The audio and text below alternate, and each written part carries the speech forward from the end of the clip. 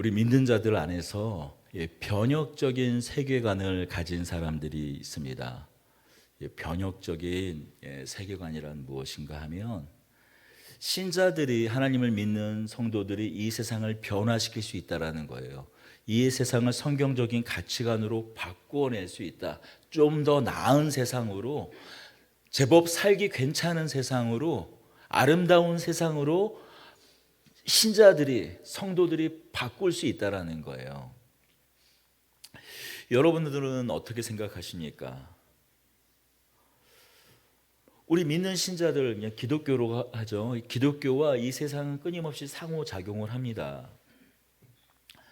그렇게 상호작용을 하는 가운데 조금씩 서로 작용, 반작용, 서로 영향을 미치게 돼 있어요. 세상의 가치관이 우리의 뜻과는 다르게 우리의 의지하는 데게 밀려 들어오기도 하고, 또 우리의 선한 영향력이 흘러나가는 것, 그것을 부정할 수 없어요. 세상을 변화시키는 부분이 분명히 있지만, 저는 우리 믿는 신자들이 이 기독교가 궁극적으로 이 세상을 변화시키는 것에 대해서 회의적인 입장입니다. 아니, 이 세상이 좋아질 거라, 더 나은 세상, 더 괜찮은 세상이 될 거라는 것에 회의적이에요. 아니, 이렇게 물을 수도 있을 것 같아요.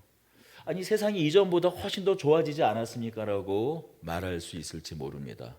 아니, 당장 우리나라만 하더라도 100년 전만 하더라도 반상의 차별이 있었어요. 반상, 양반과 상놈의 차별이 있었어요. 예배당에서도 그랬습니다. 예배당도 양반들이 앉는 자리와 상놈들이 앉는 자리가 따로 있었어요. 제가 일부러 상놈이라고 해서, 당신이 진짜 상놈이라고 했으니까요, 뭐 신분이 낮은 자들 그렇게 얘기하지 않고 양반 그리고 상놈이라고 했어요. 여기 상놈에는 일반 사람들과 노비들을 다 포함하는 겁니다. 심지어 어떤 예배당은, 어떤 교회는 조선시대 말기와 일제강점기 초기만 하더라도 양반들이 다니는 교회와 일반 상놈들이 다니는 교회가 따로 있을 정도였어요. 그런데 지금은 그런 상놈과 양반과 상놈의 그런 신분, 제가 없는 세상이 되지 않았습니까? 서구 유럽 같은 경우에는 이미 150년, 200년 전에 노예제도도 이미 철폐되지 않았습니까? 전부 그게 기독교인들, 우리가 잘 알고 있는 나 같은 죄인 살리신을 작곡한 그런 뉴턴경과 같은 그런 분들이 노예제도를 철폐한 것 때문이 아닙니까? 아니, 이렇게 우리 믿는 자들에 의해서 세상이 제법 괜찮은 세상이 되지 않았습니까? 말할 수 있습니다. 물론 그런 사실을 일정 부분 믿는 신자들로 말미암아서 세상이 조금 나아진 것에 대해서 그것 자체를 부정하고 싶지는 않습니다. 자, 그렇다면 오늘날 그렇게 이 좋아진 이 세상 가운데 오늘날 일어나고 있는 현실은 어떻습니까? 지금 러시아와 우크라이나가 벌이고 있는 전쟁을 한번 보십시다. 아니, 러시아가 일방적으로 침략하고 있는 그 전쟁을 한번 생각해 보세요. 지금 올 약 1월부터 지금 11월이죠. 약 10개월 여간 동안에 죽은 사람이 군인들만, 러시아와 군인과 우크라이나 군인만 합쳐서 10만 명이 죽었어요. 민간인 사상자까지 하면 엄청납니다. 10만 명이에요. 10만 명. 단 1년도 되지 않은 사이에, 이 사이에 일어난 일입니다.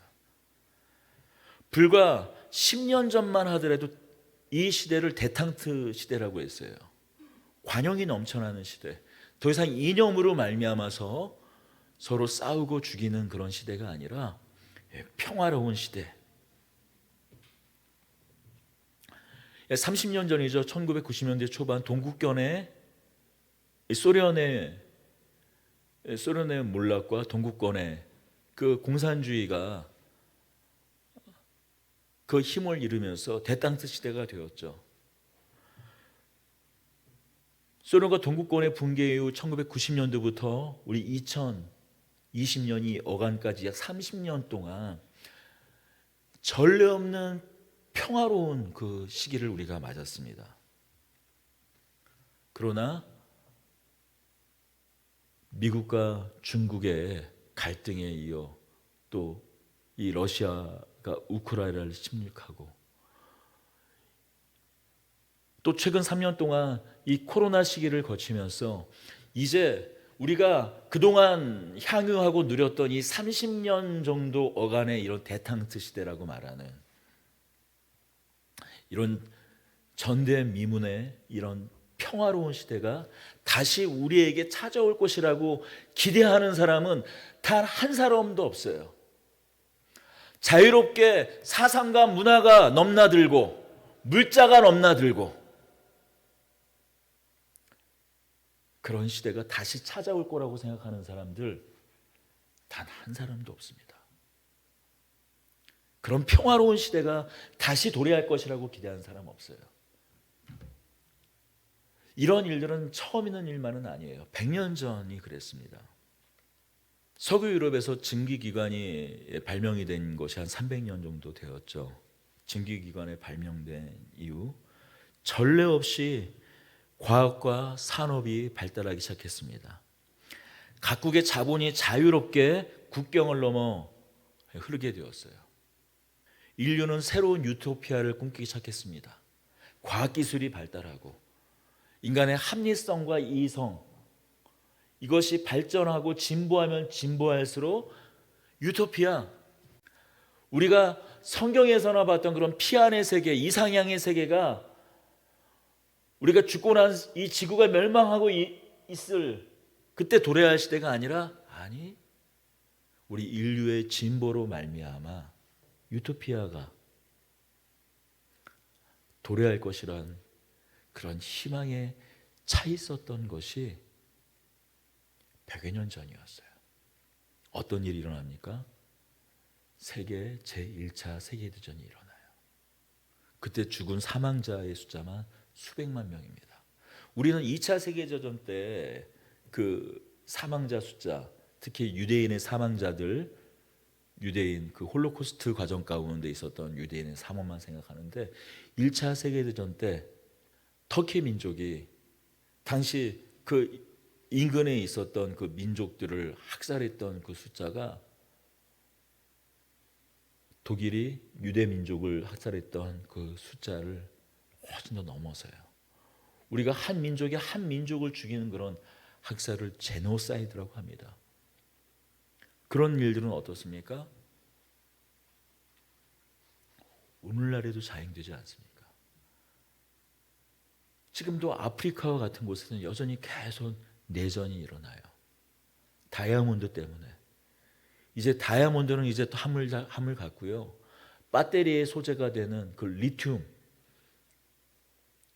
리튬을 확보하기 위해서 내전이 일어납니다. 지금도 한 민족이 한 민족을 아예 싸그리 없애는 그런 제노사이드가 현재 진영형으로 일어나는 거예요.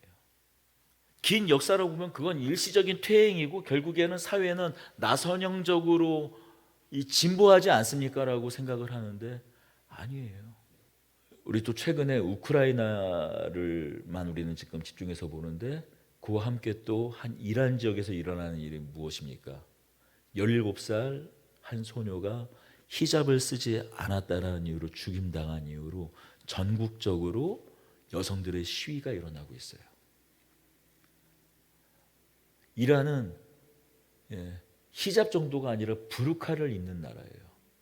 히잡은 그냥 머리 정도만 이렇게 감싸는데 머리 정도만 감싸는 게 아니라 눈만 빼놓고 머리부터 발끝까지 전시를 그런 검정 천으로 감싸는 그런 의복이 부르카 아닙니까?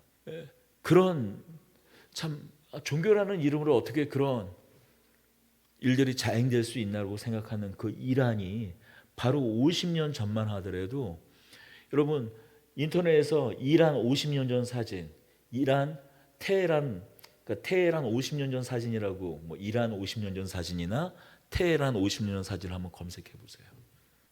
오늘 서구의 모습과 전혀 다르지 않은 자유분방한 사람들의 모습과 여성들의 복장을 살펴볼 수 있어요. 당시 왕정이 신정일치를 주장하는 사람들에 의해서 장악되기 전까지 약 50년 전, 그러니까 70년이죠. 1970년대에서 80년 초까지 약 10년이 채 걸리지 않은 시간, 몇 년 걸리지 않은 그 시간에 세상이 바뀌었어요. 그러니 여러분, 지금 오늘 우리가 안전하다 더할 없이 풍요롭고 자유로운 시대를 우리가 맞고 있는 것 같지만 이 세상이 계속 지속될 거라고 우리는 착각하면서 삽니다. 아니, 이제 그런 종교가 이 지배적이지, 거기는 국지적으로 잠깐 한 나라와 민족 가운데 그런 일이 일어나고 있는 거고, 아니 그냥 그건 대다수의 국가는 평화로운 그런 민주주의 체제에서 어떤 특정한 종교가 아닌 이런 어떤 보편적인 사회 질서로 통치되고 다스림을 받는 그런 삶을 살고 있잖아요 라고 우리는 묻습니다. 그러나 성경은, 오늘 우리가 살펴볼 성경 그렇게 이야기하고 있잖아요. 성경은 예수님께서 다시 오신다라고 말씀하고 계세요. 왜요? 저리로서 하나님 보좌 우편에서, 거기서 왜 이 땅 가운데 다시 오신다고요? 산자와 죽은 자를 심판하러 오신다라고 성경은 말씀하고 있습니다. 우리가 앞서 드리는 고백, 전능하사 천지를 만드신 하나님 아버지를 내가 믿사오며 그 외아들 우리 주 예수 그리스도를 믿사오니 이는 성령으로 잉태하사 동정녀 마리아에게 나시고 본디오 빌라도에게 고난을 받으사 십자가에 못 박혀 죽으시고 장사한 사흘 만에 죽은 자 가운데서 다시 살아나시며 부활하셔서 하늘에 승천해 계셔서 하나님 보좌 우편에 앉아 계시다가 예수 그리스도께서는 이 땅을 다시 통치하시고 다스리셔서 산자와 죽은 자를 심판하시고 그의 나라를 완전하게 임할 새하늘 새 땅 하나님 나라를 이루실 것에 대해서 말씀하셨어요. 예수님께서 다시 오실 때 세상을 심판하실 것입니다. 특정한 민족, 특정한 나라를 심판하러 오시는 것이 아니라 이 땅의 모든 족속, 모든 민족을 심판하러 오시고 심판하신 뒤에 그의 나라를 주께서는 이루실 것입니다. 앞서서 말씀드렸습니다. 이 세상이 제법 괜찮은 세상이 될 거라면 왜 예수님께서 오시겠습니까? 이 세상이 사회적인 진보를 이루어서 서로가 서로를 돕고 인애와 긍휼로서 서로를 보듬는 그런 세상이 될 거라면, 된다면 예수님께서, 그거야말로 지상천국이 이루어지는 건데 예수님께서 왜 오시겠어요? 주여 언제 오시겠습니까? 주여 어느 때이니까?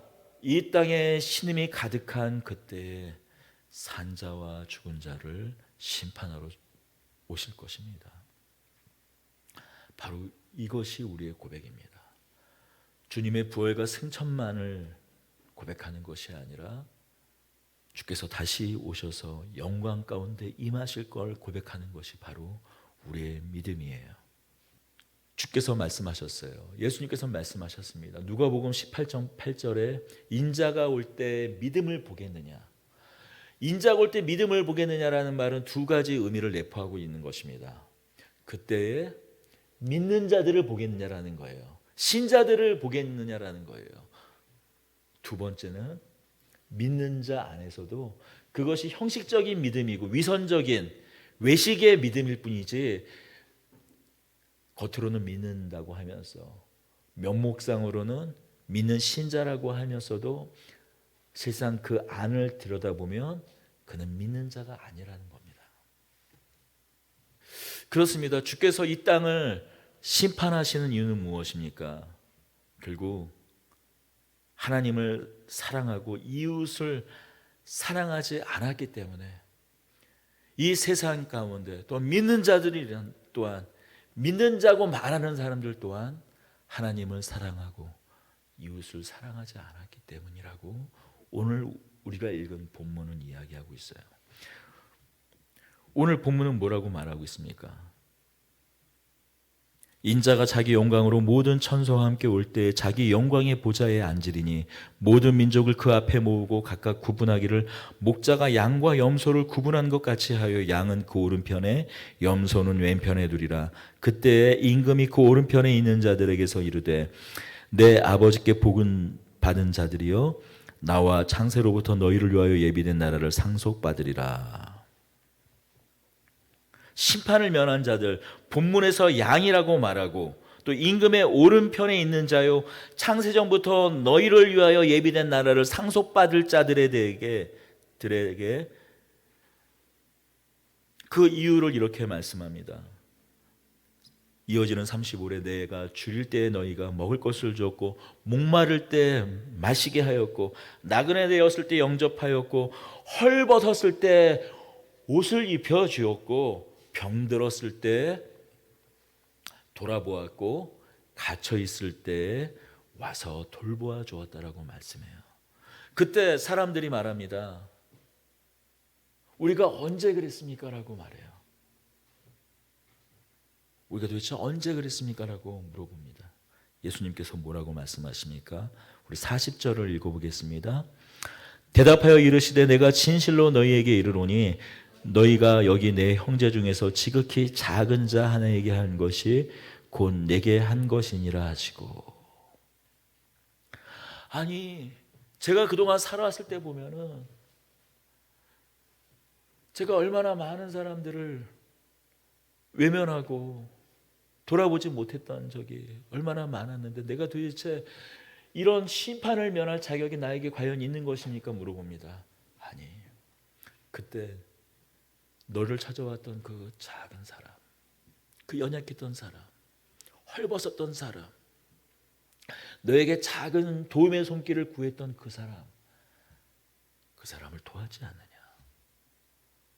바로 그 사람을 도왔던 것이 곧 나를 도운 것이라고, 나를 섬긴 것이라고, 나를 입히고 나를 먹이고 나를 돌아본 것이라고 예수님께서 말씀하세요.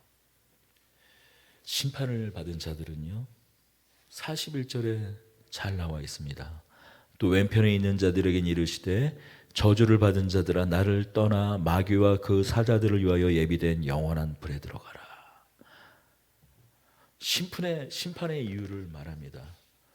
너희는 내가 줄일 때 먹을 것을 주지 않았고 내가 헐벗을 때 입혀주지 않았고 내가 갇혔을 때 나를 돌아보지 않았다. 그들도 대답하여 주께 이릅니다. 우리가 도대체 언제 그랬습니까? 제가 입혀주지 않았습니까? 먹여주지 않았습니까? 돌아보지 않았습니까? 그때 임금이 말씀하십니다. 예수님께서 말씀하세요. 45절 우리 같이 읽을까요? 이에 임금이 대답하여 이르시되 내가 진실로 너희에게 이르노니 이 지극히 작은 자 하나에게 하지 아니한 것이 곧 내게 하지 아니한 것이니라 하시니라. 무슨 말씀입니까? 그들도 했다라는 거예요. 가난한 사람을 먹였다라는 겁니다. 헐벗은 사람을 입히게 하였다라는 거예요. 그리고 때로 옥에 갇힌 사람을 돌보아 주기도 했다라는 거예요. 하지 않았다라는 것이 아니에요. 그럼 예수님이 말씀은 무엇입니까? 위선이었다라는 거예요. 다른 사람에게 잘 보이기 위해서, 뭔가 더 나은 사람이란 평판을 얻기 위해서, 아니 다른 어떤 반대급부를 얻기 위해서 한 위선적인 사랑이었지 참된 사랑이 아니었다라는 거예요. 고아, 가부와 나그네, 성경에서 말하는 그런 사람, 마치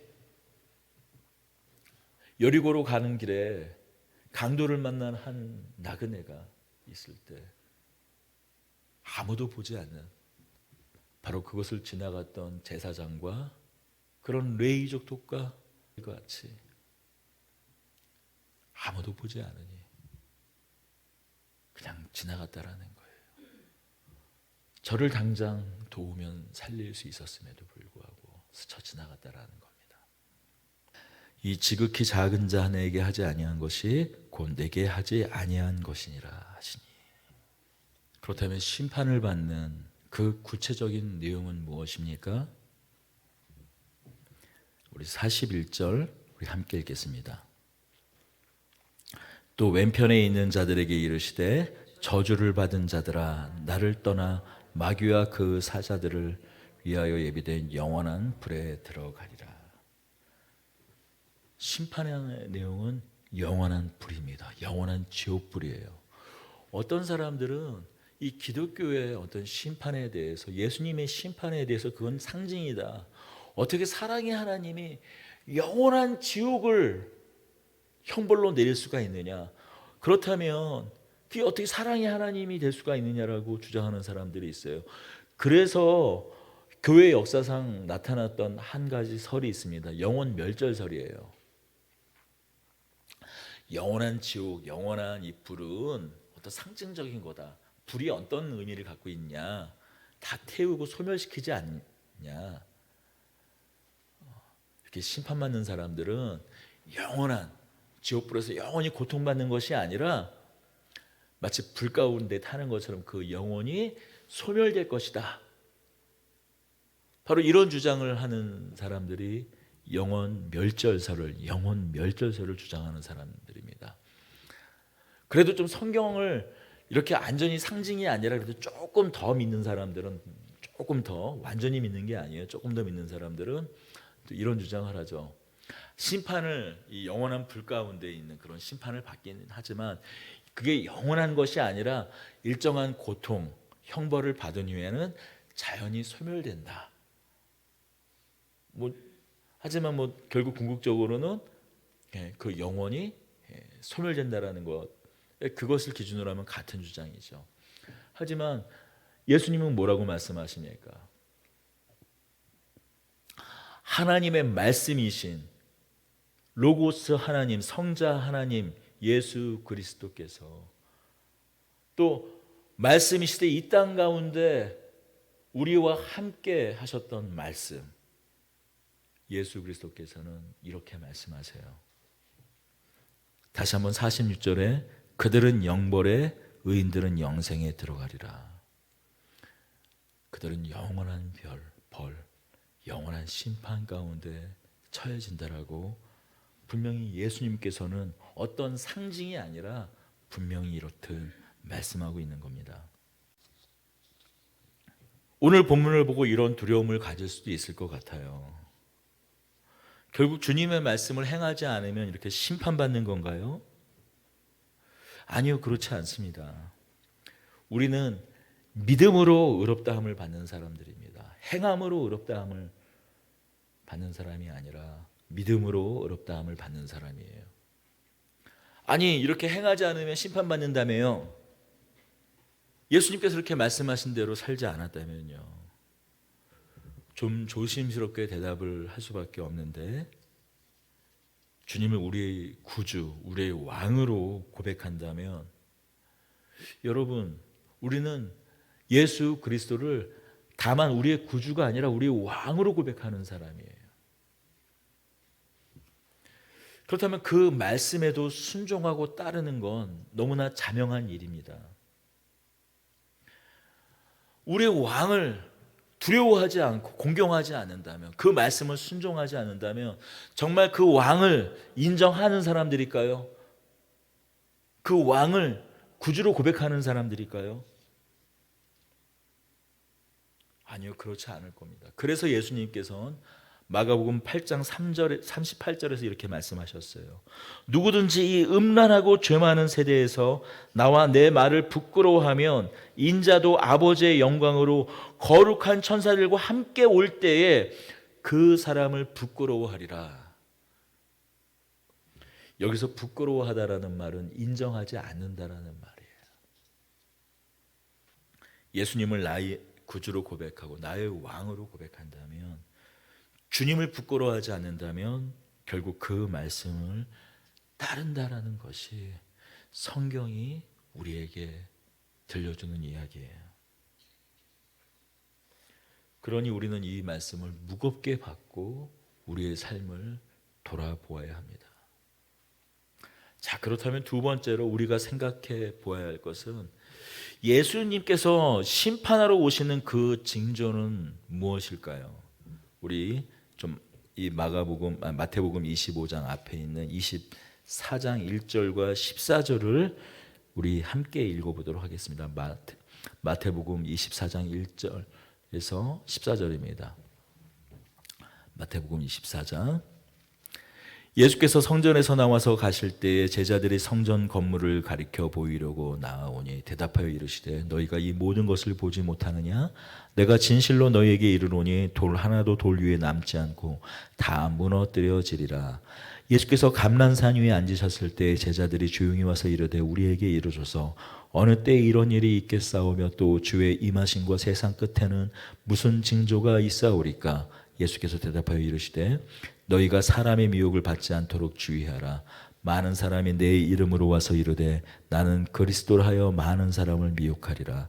난리와 난리 소문을 듣겠으나 너희는 삼가 두려워하지 말라. 이런 일들이 있어야 하되 아직 끝은 아니니라. 민족이 민족을 나라가 나라를 대적하여 일어나겠고 곳곳에 기근과 지진이 있으리니 이 모든 것은 재난의 시작이니라. 그때 사람들이 너희를 환난에 넘겨주겠으며 너희를 죽이리니 너희가 내 이름 때문에 모든 민족에게 미움을 받으리라. 그때 많은 사람이 실족하게 되어 서로 잡아주고 서로 미워하겠으며 거짓 선지자가 많이 일어나 많은 사람을 미혹하겠으며 불법이 성함으로 많은 사람의 사랑이 식어지리라. 그러나 끝까지 견디는 자는 구원을 얻으리라. 이 천국 복음이 모든 민족에게 증언되기 위하여 온 세상에 전파되리니 그때야 끝이 오리라. 아멘. 먼저 여러 가지 난리가 일어난다고 하셨어요. 전쟁, 기근, 지진 등이 있습니다. 사람이 만들어내는 난리와 자연재해가 있을 것이다. 그러나 이것은 재난의 시작일 뿐이라고 말씀하십니다. 끝은 아직 아니라고 말씀하세요. 믿는 자들, 그리스도인들이 특별히 환난과 핍박을 받는다고 말씀하세요. 이런 자연재해와 같은 것들은 어떻습니까? 믿는 자나 믿지 않는 자나 지진이 일어나면 지진이 가라앉을 때 믿는 자는 피해갑니까? 그렇지 않잖아요. 화산이 폭발하면 그 화산재 떨어지는 그런 돌들이 믿는 자는 피해가지 않잖아요. 믿는 자나 믿지 않는 자나 그런 자연재해 그리고 사람이 만들어내는 그런 재난, 전쟁 같은 것들이죠. 포탄이 떨어질 때 포탄이 예수를 믿는 사람들, 예수님 믿는 사람은 피해서 떨어지지 않잖아요. 그러나 이런 것은 시작일 뿐이다. 그런 건 시작일 뿐이다. 믿는 자들, 그리스도인들이 특별히 환난 가운데 처하게 된다. 9절에서 구체적으로 말씀하시죠. 그때 사람들이 너희를 환난에 넘겨주겠으며 너희를 죽이리니 너희가 내 이름 때문에 모든 민족에게 미움을 받으리라. 예수 그리스도를 믿는 그 이름을 믿는 그 이유 때문에 미움을 받고 환난에 넘겨진다고 말하고 있어요. 모든 민족이 너희를 미워한다고 얘기하고 있어요. 그때의 모습을 데살로니가 후서 2장 3절에서 4절에서는 더 구체적으로 이렇게 얘기합니다. 불법의 사랑 곧 적그리스도가 나타나서 자존하여 하나님의 성전에 앉아 자기를 보여 하나님이라 하는 일이 있다라고 얘기하고 있습니다. 정치적인 권력, 정치적인 권세와 경제적인 그 권력과 권세를 정치와 경제를 아우러서 그 힘과 권력으로 성도와 교회를 극심히 핍박할 거라고 말씀합니다. 바로 이러한 환란이 극치에 다다라는 때를 대환란의 시기라고 말해요. 누가 과연 이러한 환란을 이겨낼 수 있겠습니까? 그런 핍박과 때로는 고문과 죽음을 견딜 수 있겠습니까? 예수님께서는 이렇게 말씀하십니다. 22절, 24장 22절 같이 읽겠습니다. 그날들을 감하지 아니하면 모든 육체가 구원을 얻지 못할 것이나 그러나 택하신 자들을 위하여 그날을 감하시니라.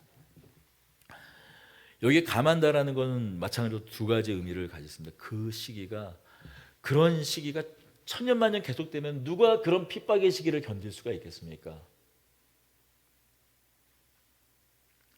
그 날들을 감한다라는 것, 그게 계속 가지는 않고 일정한 시기가 있다라는 겁니다. 그 시기를 도무지 모든 사람이 다 모든 신자들이 전부 다 넘어질 만한 시기는 아니라는 거예요. 그 날을 또 감할 것이고 주님께서 택하신 자, 구원할 자를 주님께서 특별히 그걸 견뎌낼 수 있다라고 견뎌나게 하실 거라고 말씀하시는 거예요. 그러나 택하신 자들을 위하여 그 날을 감하시리라. 택하신 자들. 그러니 무엇입니까? 많은 사람들이 배교할 거예요. 11절을 뭐라고 말합니까? 거짓 선지자들이 일어나 많은 사람을 미혹하겠으며 불법이 성함으로 많은 사람의 사랑이 식어지리라. 더 앞서서 10절이죠. 그때 많은 사람이 실족하여 배교한다라는 거예요. 서로 잡아주고 저 사람 예수 믿어요. 저 사람 기독교인입니다. 라고 잡아서 넘겨준다라는 거예요. 배교하는 일이 있다라는 거예요. 그러나 그런 가운데에서도 주께서 택하신 자들은 끝내 실족하지 않고 넘어지지 않고 주님을 모른다 하지 않고 외면하지 않고 끝까지 하나님 편에서 예수 그리스도의 편에 서서 인내하여 구원을 얻는다라고 말씀합니다. 앞서서 마가복음 8장 38절에서 뭐라고 말씀합니까?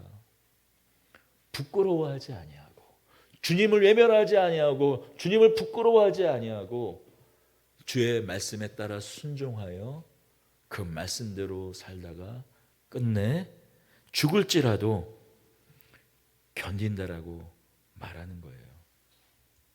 11절에 그때 거짓 선지자들이 많이 일어나 많은 사람을 미혹한다고 말씀합니다. 각종 치유와 이적을 행한다는 사람들이 넘쳐납니다. 예언하는 사람들이 넘쳐나요. 그런 기적과 그런 이적을 그 자체를 좀 부정하지 않아요. 저도 많은 부분 경험했던 부분도 있고 우리 집안의 그런 신앙 여정 가운데에서도 일어났던 얘기도 해요. 그러나 분명히 그것만을 추정한다면 어떻게 되겠습니까?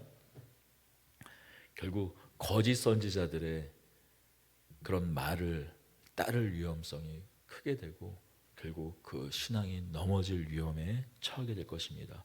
그래서 주님은 뭐라고 말씀하십니까? 보이는 것으로 행하지 말고 믿음으로 행하라고 말씀하셨어요. 마태복음 7장 22절에서 23절까지 뭐라고 말씀하십니까?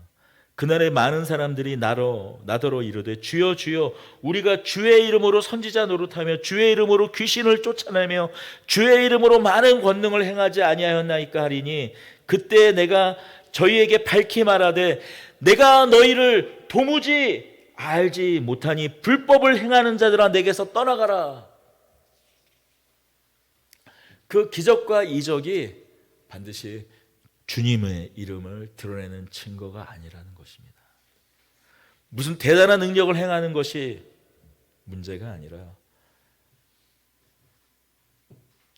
주님을 부끄러워하지 아니하고 주님을 외면하지 않고 주님을 인정하는 것.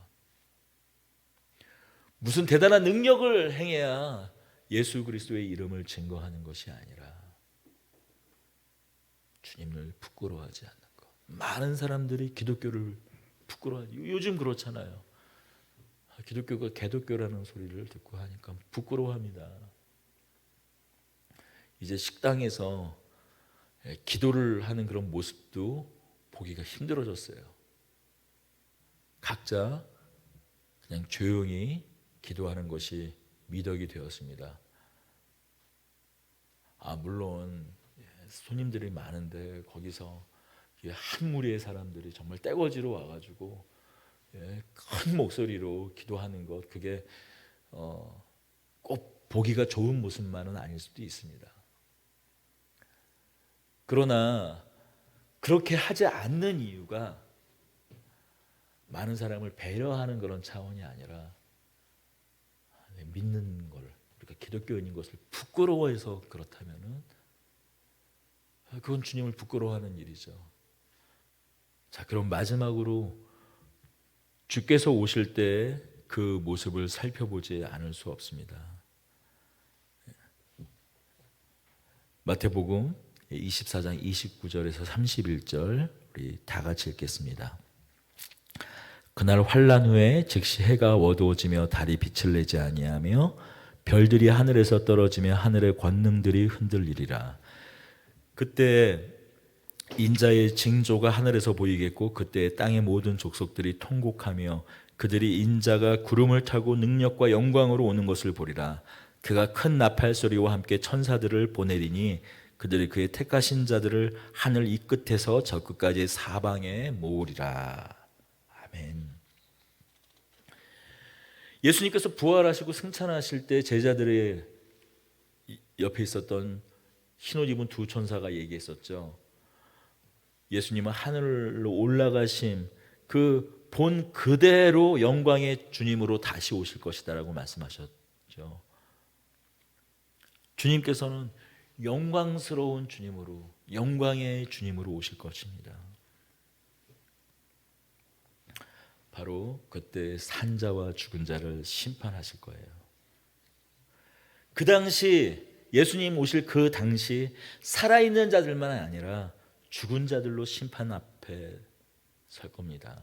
그 심판대 앞에 설 거예요. 여기서 죽은 자들이란 믿음을 지키고 살다가 죽은 사람과 배교한 사람, 아니 또는 애초부터 믿지 않고 예수님을 거부했던 사람들, 그런 모든 사람들이 산자와 죽은 자들을 모두 심판하실 거예요. 그러니 여기서 산자와 죽은 자를 심판해야 할 때 전제될 한 가지 일이 있습니다. 그러니 모든 죽은 자들의 부활도 있을 겁니다. 여기서 죽은 자들의 부활은 다만 믿은 자들의 부활뿐만이 아니라 믿지 않고 죽은 자들도 부활체를 입어요. 그러나 그 부활의 목적이 다르죠. 예수님을 믿음으로 고백하다가 죽어서 다시 부활한 자들은 그런 주께서 예배하신 그 영원한 나라의 백성으로 사는 것이고, 31절의 말씀으로는 그 믿는 자들을 위하여 예비된 그 나라를 상속받게 되는 것이고, 믿지 않는 자들은 부활하여 이 영벌에 처해지게 되는 것입니다. 이 사실을 구체적으로 데살로니가 4장 15절에서는 이후로는 이렇게 말하고 있습니다. 우리 데살로니가 전서 4장 15절을 찾아보겠습니다. 데살로니가 전서 4장 15절, 신약성경 332면쯤에 있습니다. 15, 16, 17절 우리 다 같이 읽겠습니다. 우리가 주의 말씀으로 너희에게 이것을 말하노니 주께서 강림하실 때까지 우리 살아남아 있는 자는 나도보다 더 앞서지 못하리라. 주께서 호령과 천사장의 소리와 하나님의 나팔 소리로 친히 하늘로부터 강림하시리니 그리스도 안에서 죽은 자들이 먼저 일어나고 그 후에 우리 살아남은 자들도 그들과 함께 구름 속으로 끌려 올려 공중에서 주를 영접하게 하시리니 그리하여 우리가 항상 주와 함께 있으리라. 그러므로 이러한 말로 서로 위로하라. 어떤 일이 일어난다고요? 주 안에서 죽은 자들이 먼저 일어나고 살아남아 있는 자들도 자는 자보다 결코 앞서지 못하리니 주께서 호령과 천사장의 소리와 하나님의 나팔 소리로 친히 하늘로부터 강림하시리니 그리스도 안에서 죽은 자들이 먼저 일어나고 우리 살아남은 자들도 그들과 함께 구름 속으로 끌어올려 공중에서 주를 영접하게 할 것이다라고 하고 있어요. 어떤 사람들이 먼저 일어난다고요? 죽은 자들이 먼저 일어나고 산자와 죽은 자를 심판하러 오실 때 죽은 자들이 먼저 일어납니다. 먼저 부활한다라는 거예요. 이후에 산자들도 호련히 변화되어서 누구를요? 주님을 영접한다고 얘기하고 있어요. 그런데 주님을 영접하기 우리가 전에 어떤 일이 먼저 일어납니까? 하늘로부터 강림하시리니, 여기서 강림이라는 단어는 이 헬라어로는 파루시아라는 단어를 쓰고 있어요. 파루시아는 이런 거예요.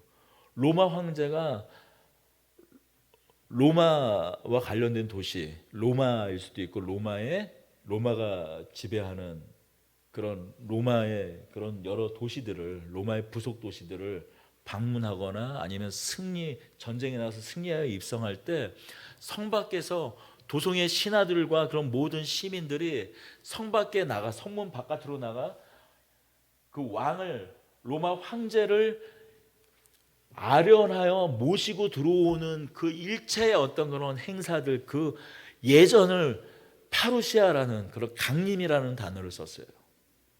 그러니 여기서 영접하는다, 끌어올려 공중에서 주를 영접하고, 우리가 휴거라고 하죠. 믿는 자들이 이렇게 하늘로 올라간다라는 거예요. 붙들려 올라간다라는 거예요. 그런데 이걸 좀 잘못 믿는 사람은 어떻게 생각하냐면은, 붙들러 올려가서 믿는 자들이 갑자기 붙들려 올라와서 환란을 면제된다라는 거예요. 이 환란은 믿지 않는 사람들이 겪고, 믿는 자들은 믿기 때문에 그 환란이 있기 전에 갑자기 호련히 하늘로 휴거돼서 올라간다라는 거예요. 아니요. 환란의 그 모든 것을 거치고 주께서 심판하러 오실 때는 이미 이제 환란을 그치고 이 세상을 심판하시고 온전히 하나님 나라를 이루실 거예요. 그러니 그 휴거는 무엇입니까? 환란을 그 이후 면제되는 것도 아니라 이제 다시 오실 예수님, 우리의 영원한 왕 되신 예수님을 맞아들이기 위해서, 영접하기 위해서, 새하늘과 새 땅을 이루실 예수님을 왕으로 모셔드리기 위해서 영접한다라는 의미예요. 그 휴거는. 여전히 우리는 이렇게 물어볼 수 있어요. 어떤 사람들은 이렇게 말할 수 있습니다. 사랑의 하나님이시라면 어떻게 이러실 수 있냐라고 말할 수 있어요. 만약 불법이 이 세상 역사 가운데 그 수백만의 사람들을 죽인 그런 불법, 그 불법의 크고 경중을 떠나서 이 땅 가운데 자행된 그런 수많은 불법을 그저 사랑의 하나님이셔서 다 눈 감아 주신다면 과연 그 사랑을 사랑이라 할 수 있을까요? 과연 하나님의 공의, 하나님의 정의를 생각하지 않고 사랑을 생각할 수 있냐라는 거죠. 그것이 어떻게 하나님의 선일 수 있겠습니까? 그 수많은 불법 앞에 죽어간 사람들을 무엇으로 위로할 것입니까? 하나님 편에 서서, 예수님 편에 서서 끝까지 하나님을 부끄러워하지 아니하고 예수님을 부끄러워하지 아니하고 그렇게 고난당하여 죽어간 사람들이 도대체 무엇으로 위로를 받을 것입니까? 요한계시록 21장 1절에서 이렇게 이야기하고 있습니다. 우리 8절까지 마지막 읽고 오늘 말씀을 마치도록 하겠습니다. 요한계시록 21장 1절에서 8절까지 우리 큰 소리로 함께 읽겠습니다. 또 내가 새 하늘과 새 땅을 보니 처음 하늘과 처음 땅이 없어졌고 바다도 다시 있지 않더라. 또 내가 보매 거룩한 성 새 예루살렘이 하나님께로부터 하늘에서 내려오니 그 준비한 것이 신부가 남편을 위하여 단장한 것 같더라. 내가 들으니 보좌에서 큰 음성이 나서 이르되 보라, 하나님의 장막이 사람들과 함께 있음에 하나님이 그들과 함께 계시리니 그들은 하나님의 백성이 되고 하나님은 친히 그들과 함께 계셔서 모든 눈물을 그 눈에서 닦아주시니 다시는 사망이 없고 애통하는 것이나 곡하는 것이나 아픈 것이 다시 있지 아니하리니 처음 것들이 다 지나갔음이로라. 보좌에 앉으신 이가 이르시되 보라, 내가 만물을 새롭게 하노라 하시고 또 이르시되 이 말은 신실하고 참되니 기록하라 하시고 또 내게 말씀하시되 이루었도다. 나는 알파와 오메가요 처음과 마지막이라. 내가 생명수 샘물을 목마른 자에게 값없이 주리니 이기는 자는 이것을 상속으로 받으리라. 나는 그의 하나님이 되고 그는 내 아들이 되리라. 그러나 두려워하는 자들과 믿지 아니하는 자들과 흉악한 자들과 살인자들과 음행하는 자들과 점술가들과 의상 숭배자들과 거짓말하는 모든 자들은 불과 유황으로 타는 못에 던져지리니 이것이 둘째 사망이니라. 그 모든 불법을 심판하실 때 주께서 우리의 눈물을 닦아주실 것입니다. 온 세상 우주 만물을 새롭게 하셔서 하늘의 뜻이 땅에서도 이루어질 것이에요. 바로 이것이 우리의 위로요 소망입니다. 그날까지 깨어 기도하며 하나님을 사랑하고 이웃을 사랑하라 하신 그 말씀을 따르며 주님을 부끄러워하지 않는 우리 모두가 되기를 바랍니다.